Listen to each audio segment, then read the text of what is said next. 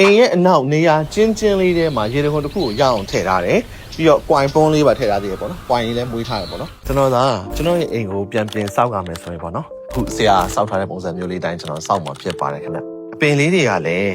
ကျွန်တော်တို့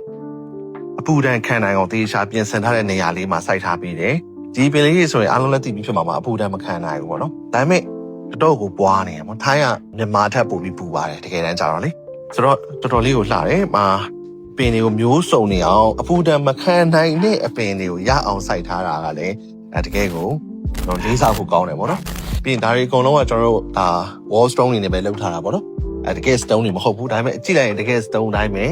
တော်တော်ကိုလှတယ်အိမ်အဝင်ဝလေးရအစhandmade ပေါ့နော်ကျွန်တော်မှတအိမ်လုံးများကိုယ့်ဘာကို handmade လုပ်ထားတာမသိဘူးပေါ့နော်အကုန်လုံးက handmade တွေကြီးပဲလုပ်ထားတာဖြစ်ပါတယ်ခင်ဗျ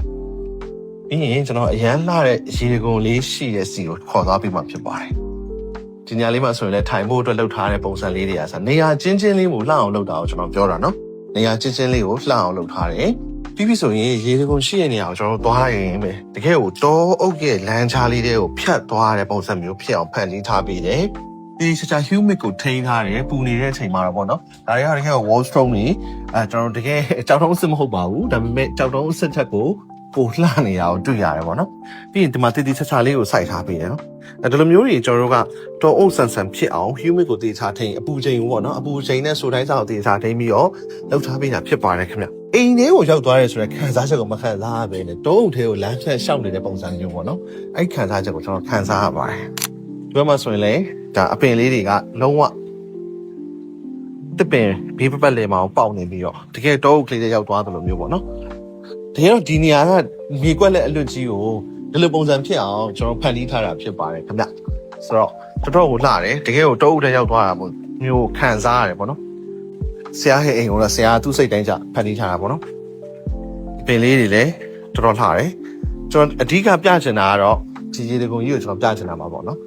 ဆိုတော့အိမ်ရဲ့အနောက်နေရာကျင်းလေးထဲမှာရေတံခွန်တစ်ခုကိုရအောင်ထည့်ထားတယ်ပြီးတော့ coin ပုံးလေးပါထည့်ထားသေးတယ်ပေါ့နော် coin လေးလည်းမွေးထားတယ်ပေါ့နော်ဆိုတော့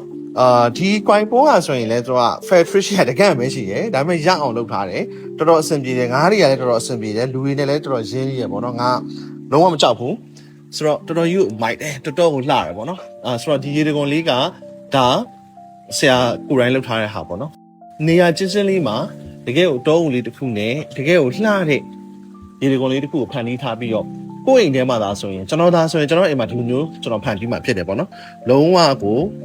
စိတ်ကိုလုံးဝအေးချမ်းသွားစေတယ် relax လည်းဖြစ်တယ်နေရာလည်းအများကြီးမလိုဘူးနေရာချင်းလေးမှာရအောင်စိုက်တယ်ပေါ့နော်ဆိုတော့ဆရာရဲ့ဒါ landscaping နဲ့ waterfall making stone making တွေကတော့တကယ်ကိုအံ့ဩဖို့ကောင်းတယ်ပြီးတော့ coin ပုံးကလည်းတကယ်ကို stable ဖြစ်နေပြီ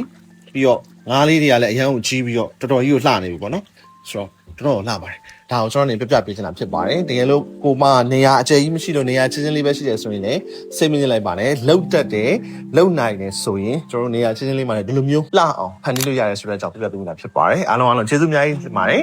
တဘာဝနဲ့ချိတ်ဆက်ပြီးတော့စိတ်ဖိစီးမှုတွေကိုဖြေလျှော့လိုက်ပါခင်ဗျာ